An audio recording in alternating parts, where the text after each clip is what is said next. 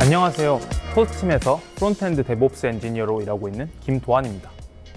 오늘 발표에서는 어떻게 SSR을 통해서 웹서비스의 로딩 시간을 줄였는지, 어떻게 SSR을 구현했는지 이야기하려고 합니다. 토스앱에는 외부로 구현된 서비스가 참 많습니다. 혜택 탭, 대출받기, 병원비 돌려받기 등등 수십 개의 서비스가 외부로 구현되어 있는데요. 웹 서비스에 진입했을 때 유저는 로딩을 보게 됩니다. 유저가 로딩과 함께 보내는 시간은 얼마나 될까요? 서비스에 따라 다르지만 토스의 웹 서비스에 진입하면 평균적으로 2.5초 동안 로딩을 보게 됩니다.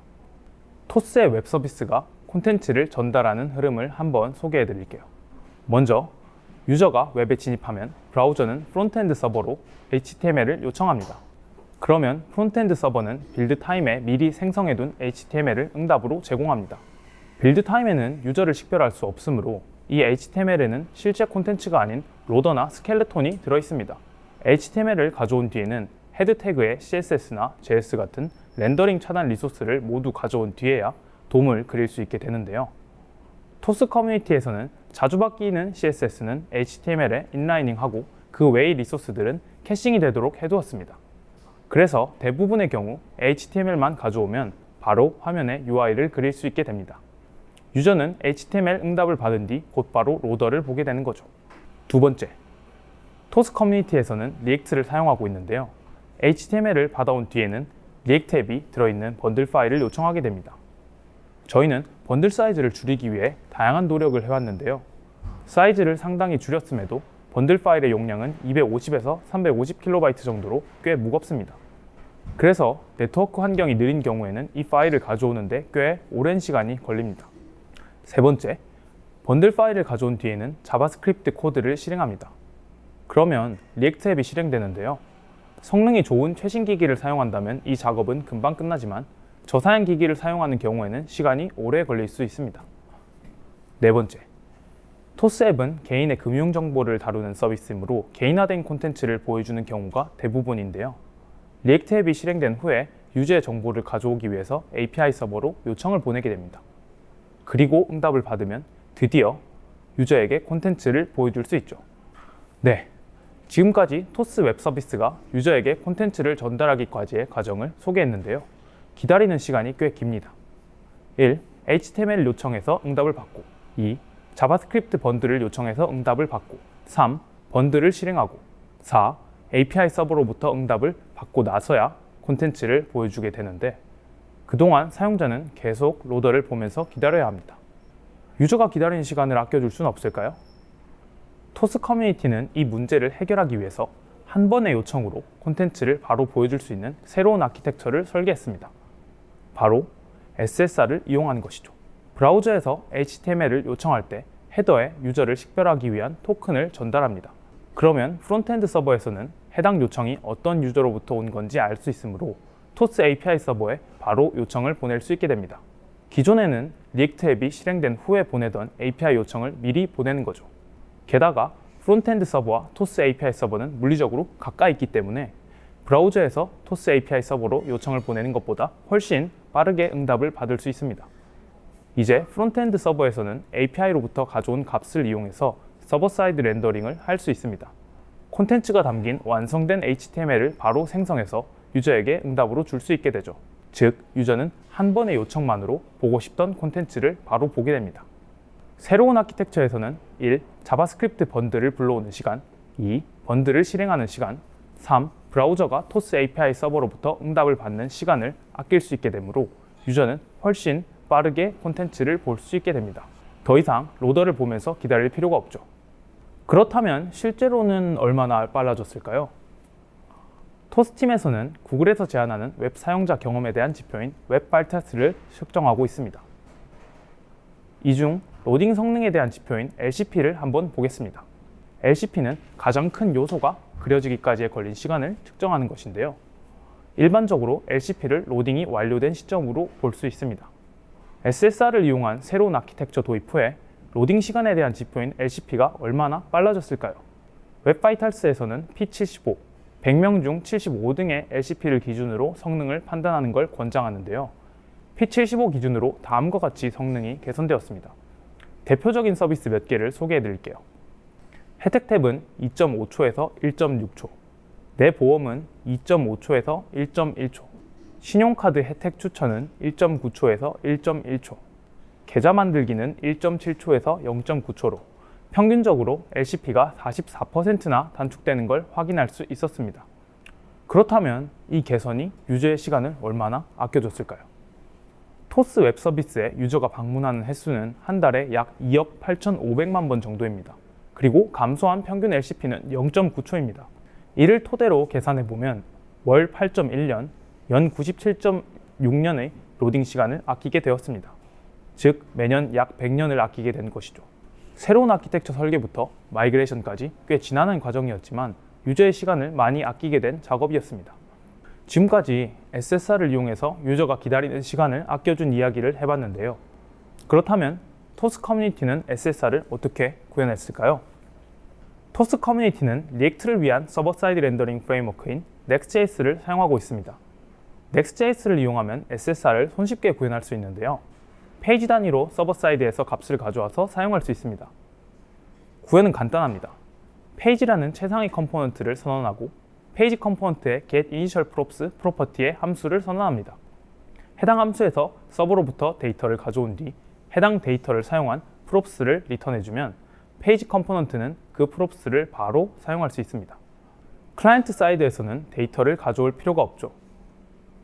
간단하죠?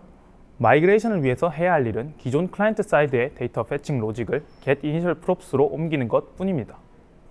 그러면 클라이언트 사이드의 데이터 패칭 로직을 getInitialProps로 옮기는 건 간단한 일일까요? 한번 살펴봅시다. 예를 들어 페이지라는 컴포넌트가 있고 그 자식으로 서버로부터 가져온 데이터 1을 사용하는 컴포넌트 A가 있고 그 자식으로 데이터 2를 사용하는 컴포넌트 B가 있다고 해봅시다. 이런 요구사항은 어떻게 구현할까요? 다양한 방식으로 구현할 수 있을 것 같은데요. 첫 번째는 props 드릴링입니다. 페이지 컴포넌트에서 데이터 1과 데이터 2를 가져온 뒤 컴포넌트 A의 prob로 데이터 1과 데이터 2를 내려주고 컴포넌트 A는 컴포넌트 B에 데이터 2를 내려주는 방식입니다. 이렇게 구현하게 되면 작동에는 전혀 문제가 없습니다. 하지만 각 컴포넌트가 본인의 관심사가 아닌 데이터를 알게 되는 문제가 발생합니다. 페이지는 데이터 1과 데이터 2를 직접적으로 사용하지 않고 컴포넌트 A는 데이터 2를 사용하지 않는데도 자식에게 내려주기 위해서 이 값을 알아야 하는 거죠. 즉, 관심사의 분리가 안 되는 문제가 발생합니다. 이를 해결하는 방법으로 콘텍스트 API를 쓰는 방법이 있습니다. 데이터 1과 데이터 2를 서버로부터 가져오는 컨텍스트를 만들어서 사용하는 거죠. 이렇게 되면 각 컴포넌트가 불필요한 관심사를 갖지 않게 됩니다. 하지만 컨텍스트 API는 리렌더 최적화 문제를 해결해야 하고 상태가 많아졌을 때 코드가 복잡해집니다.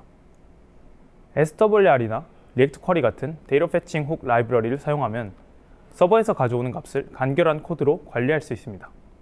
토스 커뮤니티에서는 간결함과 편리함 때문에 리액트 쿼리라는 라이브러리를 즐겨 사용하는데요. SSR 시점에는 유즈 쿼리로 가져온 값이 undefined이기 때문에 서버 사이드 렌더링 시점에 서버로부터 가져오는 값을 사용하려면 코드를 변경해야 합니다. 리액트 쿼리로 작성된 코드를 Next.js를 사용해서 변경하려면 어떻게 될까요? 다음과 같이 props 드릴링을 하는 형태로 코드가 바뀌게 됩니다. 유즈 쿼리는 서버 사이드에서 값을 가져오지 않기 때문이죠. 인터페이스 관점에서 이 변경을 살펴볼게요.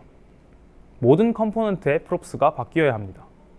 페이지와 컴포넌트 A에 데이터 1, 데이터 2 프롭이 추가되었고 컴포넌트 B에는 데이터 프롭이 추가되었습니다. 구현만 변경하는 것과 인터페이스를 변경하는 것에는 큰 차이가 있습니다. 지금은 코드가 간단해서 별거 아닌 변경으로 보일 수도 있지만 예제보다 훨씬 복잡한 서비스 코드에서 인터페이스를 많이 바꿔야 한다면 마이그레이션 비용이 기하급수적으로 늘어나겠죠. 마이그레이션 비용은 중요한 문제입니다. 비용이 높다면 거대한 작업이 될 것이고 아무도 마이그레이션을 하지 않을 겁니다. 100개가 넘는 서비스를 마이그레이션 해야 했으므로 비용을 줄이는 것은 아주 중요한 일이었습니다. 고민해봤습니다. 프롭스 드릴링 없이 SSR을 구현할 수는 없을까? 토스 커뮤니티는 리액트 쿼리의 유즈 쿼리와 유사한 인터페이스를 갖는 SSR용 데이터 패칭 훅인 유즈 리소스를 만들어서 이 문제를 해결했는데요. 먼저 이 훅을 어떤 식으로 사용하는지 보여드릴게요. 첫 번째, 키와 fetch 함수를 명시해서 서버 사이드에서 가져올 리소스를 정의합니다. 두 번째, 페이지 컴포넌트의 required resources라는 프로퍼티에 정의한 리소스를 할당합니다. 세 번째, 컴포넌트에서 use resource라는 훅에 리소스를 인자로 넣어서 사용합니다. 그러면 use 쿼리와 유사한 방식으로 데이터를 가져올 수 있습니다. use 리소스를 사용해서 use 쿼리로 작성된 코드를 마이그레이션 하면 어떻게 될까요? 다음과 같이 컴포넌트들의 props를 변경하지 않고 구현만 바꾸는 것으로도 마이그레이션을 할 수 있습니다. 토스팀에서는 use 리소스 덕분에 마이그레이션 비용을 많이 줄일 수 있었습니다. 그렇다면 이 use 리소스는 어떻게 작동하는 걸까요? 실제 구현은 좀 더 복잡하지만 메인 아이디어만 소개해 드리려고 합니다. 먼저 use 리소스는 내부적으로 use 쿼리를 사용하고 있는데요. 리액트 쿼리에서는 쿼리 클라이언트를 사용해서 use 쿼리가 클라이언트 사이드에서 가져올 값을 프리패치할 수 있습니다. 또한 Next.js의 getInitial props는 페이지 컴포넌트의 프로퍼티에 접근할 수 있는데요. 앞서 명시했던 required resources를 가져올 수 있다는 거죠. required resource에는 어떤 값을 미리 불러올지에 대한 정보가 들어있습니다. 즉, 쿼리 클라이언트와 required resource를 이용하면 서버 사이드 렌더링 시점에 use 쿼리의 데이터를 undefined가 아닌 서버로부터 가져온 값으로 만들 수 있습니다. 이렇게 토스팀은 use resource라는 SSR을 위한 데이터 패칭 훅을 통해서 use 쿼리를 사용한 컴포넌트의 코드 마이그레이션을 적은 비용으로 진행할 수 있었습니다. 그래서 좀 더 쉽게 100개가 넘는 서비스에 SSR을 도입할 수 있었죠. 여기서 한 발 더 나아간다면 무엇을 해볼 수 있을까요? 리액트 18에서는 서버 컴포넌트라는 피처를 출시했는데요. 기존의 Next.js는 페이지 단위로만 서버 사이드 렌더링을 할 수 있어서 props 드릴링이 불가피했습니다. 그래서 토스 커뮤니티에서는 use 리소스라는 훅을 만들어서 props 드릴링 문제를 해결해야 했는데요. 서버 컴포넌트를 이용하면 컴포넌트 단위로 서버 사이드 렌더링을 할 수 있어서 그런 우회 전략을 사용하지 않아도 됩니다. 그냥 데이터 패칭하는 코드를 쓰면 서버에서 알아서 잘 실행해 줍니다. 얼른 써보고 싶지만 서버 컴포넌트는 아직 알파 단계입니다. 어느 정도 안정적인 단계가 되면 토스 커뮤니티에서도 바로 도입해 볼 예정입니다. 오늘의 이야기를 정리하면서 마무리하려고 합니다. HTML을 가져오고 자바스크립트 번들을 가져오고 번들을 실행하고 서버 API 요청의 응답을 받은 뒤에야 콘텐츠를 보여줄 수 있었던 기존 아키텍처에서 SSR을 이용해서 한 번의 요청으로 바로 콘텐츠를 보여주는 아키텍처로 변경했습니다. 덕분에 유저가 기다리는 시간을 약 1년에 100년씩 아낄 수 있었습니다. 토스 커뮤니티는 Next.js를 이용해서 SSR을 구현했는데요. Next.js는 페이지 단위로만 서버 사이드 렌더링을 지원하기 때문에 props 드릴링이 불가피했고 이는 use 쿼리를 적극적으로 사용하는 토스 커뮤니티의 데이터 패칭 방식과 코드 스타일이 구조적으로 많이 달랐습니다. 그래서 getInitial props에서 use 쿼리로 사용할 값을 미리 가져오는 방식의 use 리소스를 구현했습니다. 덕분에 기존 코드의 인터페이스를 변경하지 않고도 SSR 마이그레이션을 진행할 수 있었습니다. 제가 준비한 내용은 여기까지고요. 여러분들도 더 빠른 웹을 위해서 SSR을 도입해보면 어떨까요? 마지막으로 제가 속한 직군을 소개해드리고 마치려고 합니다. 저는 토스코어에서 프론트엔드 데브옵스 엔지니어로 일하고 있습니다. 주로 웹 서비스의 전반적인 퀄리티를 높이는 일이나 프론트엔드 개발자의 생산성을 높이는 일을 하고 있습니다. 이런 업무에 관심이 있는 분은 함께 이야기 나눠보면 좋을 것 같습니다. 언제든지 편하게 연락주세요. 긴 발표 들어주셔서 감사합니다.